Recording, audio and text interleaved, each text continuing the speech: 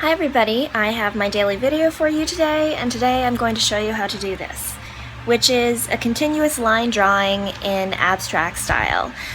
This is something that I did just for the purposes of me trying to get some things done on my to-do list. Currently I am trying to illustrate a book with over 100 pieces of original artwork, and sometimes for me it's a little bit hard for me to just kind of like stay fresh creatively. So this is a little bit of a creative drawing exercise. If you have an art journal or a traveler's notebook, I've noticed in the planner community that there's been just kind of like some popularity in traveler's notebook style kind of planning. So this is my kind of traveler's notebook art journal. It's an A5 size called Sweet Dory from Milk Shop in San Francisco. And if you're interested in seeing how easy it is to create this continuous line drawing, almost like creating your own coloring page, then stick around for the video and I will do my best to walk you through the process and show you just how easy it is. So let's go ahead and watch the video.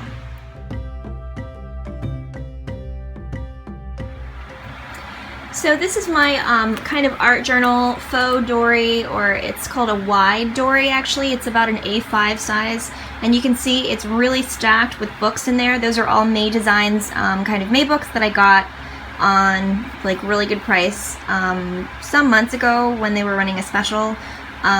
May Designs books are some of my favorite kind of flat traveler's notebook style books, and this is a cover that is called Sweet Madness from Milk Shop. This is called Sweet Dory Snap, and I'll link kind of all the information of where I got these things in the down bar of this video. So I like to use this. I like to use this as like kind of my business planner, or just like my work planner, and I have all different kinds of books in here. Some books that I actually share with my daughter. I do art journaling in here amongst other things, but here is that page that I kind of initially showed you in the intro. And this, as I mentioned in the intro, it's called a continuous line drawing, and that basically just means that I selected a drawing utensil, and these are just Papermate Flair pens, and I have lots of different kinds of pens and things, but I just selected like the black one here, and then I just took and I drew a continuous line. I actually didn't even look at the page to do this. And then after I did this, I filled in the color. So let me just show you just how easy this is. I have clipped the page there with a skeleton clip. So let me unclip it. Actually, I don't really need to unclip it because I'll just use kind of this opposite page. The great thing about doing this, so this is just a gridded notebook, and again, this is just like a May Designs book, May book, they call them. And these are really great because they are like flat books. They are sewn on the side, and the bleed through isn't too bad. I mean, if you're gonna color kind of heavily, then it might be, but I feel like here you can see a little bit like it does shadow, but I kind of feel like in terms of art journaling, that's a little bit of the charm of having books that are just kind of full of illustrations and things, and that you can run your hand over and kind of feel the impressions that you made on the page and stuff. And this is like another book that I've been working through with my daughter, where we're like writing and we're illustrating a story that she is writing about herself as a little bit of like a superhero. But May books, just this style of book and this kind of traveler's notebook style, I just think it's really great. There's a lot of companies that you can get covers from, but this is mine. So anyway, sorry about the little bit of like departure into other sorts of talk, but just wanted to kind of point that out to you all. Okay, so to do this, I'm going to probably go through and maybe do some hand lettering on this side at some point. But to do this right here, we're just going to flip open to a fresh page, and just for the sake of it being a nice flat clean surface, I'm just going to use this one because this has a little bit of bleed through. Maybe I'll do some collaging there. I'm going to just pick a color. I used black last time, so this time I'm going to use navy blue just for fun, or I guess I could use purple. It doesn't really matter what color. So I'm just going to take this and just really loosely hold this pen. It doesn't even really matter. and I am just going to run this all over the page and let it crisscross, and I am even going to try not to like look at it too much, and I'm just really trying to create a design in one continuous line, and then I'm just going to stop there, and then I will go in and just connect it back onto there, so then it is one huge continuous line. Now this one is decidedly a lot more complex looking than this other one that I did that you can see. There's a lot more spaces to fill in, which I think that it's actually going to make it look a little more interesting when you go in and fill it in with color.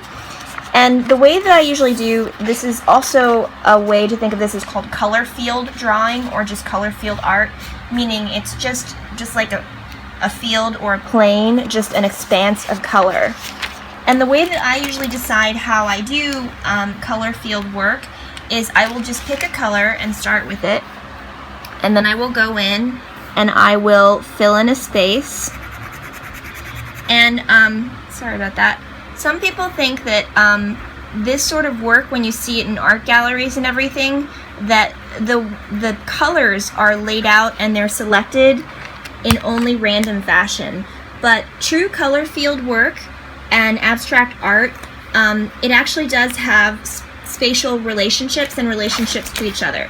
So I started with red. So what I might do, because this is a warm color, is now I might pick a cool color, and especially a color like maybe green, because green is the complement of red. I might even pick both of these shades of green, the lighter green and then the darker kind of more medium green, and then I'm going to place this close to the red there.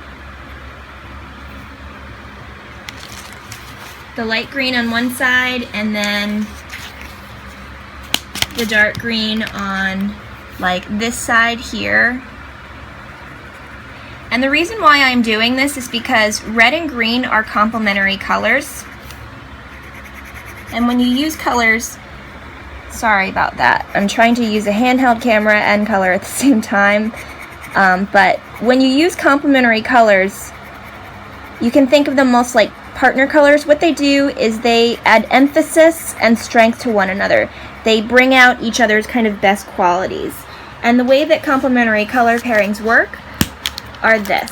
You have pink also works as a complementary to red, but this is like complementary colors right here, either like that deeper red and green or pink and green, because this is a derivative of this right here.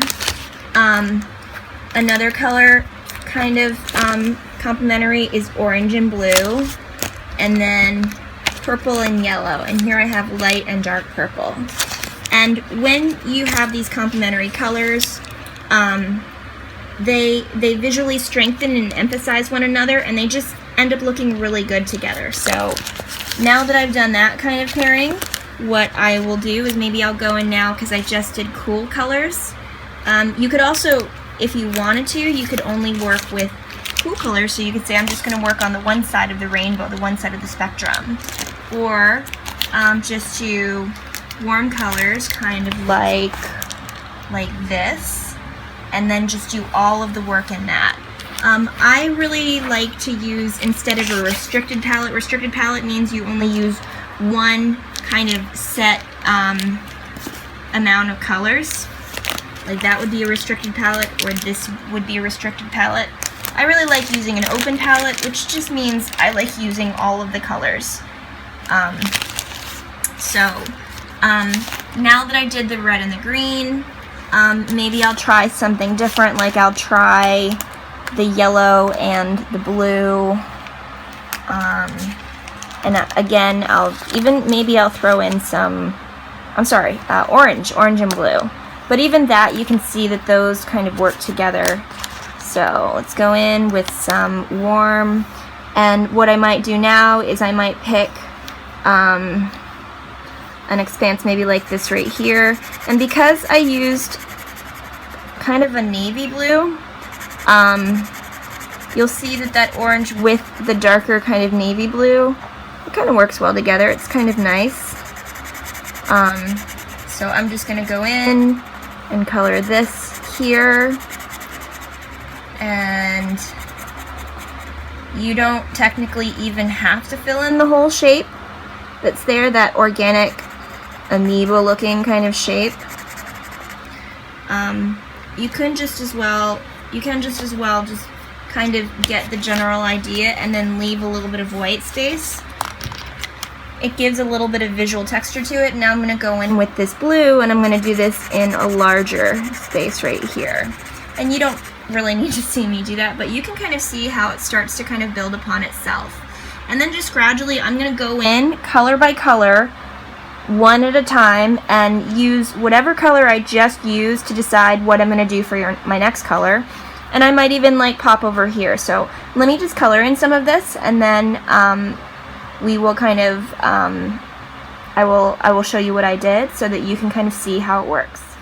So you can kind of see that I've already started to fill in other areas, and what I'm doing is I'm just building off of certain areas, and just like what I talked about, just kind of like in the last cut before I kind of took a break so that I could do some of this and show you, is I just use whatever color I do to inform kind of my next step. So this right here, these are all cool colors. At the same time, these are complementary colors. These being all cool, it starts to feel maybe a little bit too heavy in cool color, so that's why I inserted a warm color here, the pink. The red right there, it just seemed like it needed a pop of just like a bigger, bolder, kind of warmer color, so that's why I kind of put that there.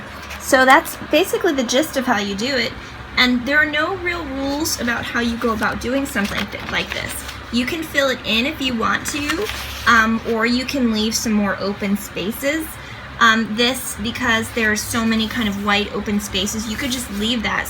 For some people that would kind of drive them a little bit crazy. You could do this a little bit of like color as you go along, that you can do your line drawing and then just take your time doing it. If it really bothers you and to not have it fully colored in, then like I said, you can take longer and just have this be an ongoing thing so that you're just making your own kind of unique coloring pages.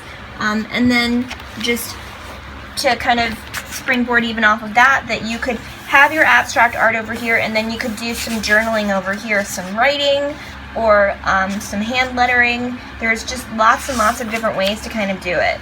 So here it is in just a different orientation, and there's like some other stuff I've done that I showed on my Instagram, something I like to call pineapple moments, where I just kind of did a little bit of a play on the social media kind of trend of wear a crown and be sweet on the inside. So I like to use washi tape and doing art journaling and things that just don't really have real kind of, I don't want to say rhyme or reason, or just, it just allows you to kind of breathe a little bit creatively, and I think that that's always a really positive thing, especially as it has to do with planning and everything. So yeah, and here is like just kind of a little bit of a peek of, and I already showed this actually on one of my Instagrams, that here is like kind of another example that this is like a weekly planner insert. Again, this is from the designs,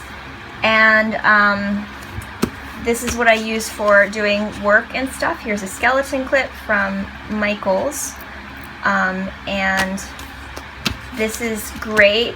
Something like this is great to have alongside more kind of traditional planning. So I hope that you enjoyed this video and maybe got a new idea, some inspiration of something that you can do if you're getting into traveler's notebook style planning, or even if you have just a binder or just a small, you could just get grid paper and pop it right into your notebook and do this sort of thing on the go, or even if you're sitting in a meeting. So thanks so much for watching this video, and I hope you enjoyed it. So I really hope that you enjoyed that kind of creative exercise of how you make this. It's really easy and it's really fun. And one of the most frequently asked questions that I get, even still from my art students who I keep in touch with via text and like phone call and even just here on this YouTube channel, is just how to stay fresh creatively, or how to regularly create original artwork. And this exercise that we did in this video is a really great way for you to just do things like create abstract artwork that's perfectly original every day. Doing an exercise like this doesn't take very much time, and if you do something creative like this every single day, you'll find that there is a natural flow that is developed that allows you to be able to create original artwork with a lot greater ease and just kind of comfort. So this is something that you can do if you are sitting in meetings even and just kind of doodling with like a multi-pen, or if you're sitting in class, you can do something like this. This is something you could do in the back of a test. It's something that's easy for artists of any age to do, and by doing this sort of exercise over and over again, you could end up with like a small collective of your own kind of original artwork in your traveler's notebook, or like even just in your planner. You could get grid paper and just kind of pop it in and out of your planner. You don't even need line paper, in all honesty. So I hope you enjoyed this video. I'm doing daily videos. Some of them might be kind of like this. I'd like to do one more video after this, one with my daughter, but I gotta get ready to get lunch ready for my family. So that's it for this video. If you don't want to miss my my daily videos, or just like my next video, then make sure that you hit that red button and subscribe. And thank you so much for joining me today and hanging out with me here online, and I look forward to seeing you in my next video. So thanks so much for watching this one. Bye.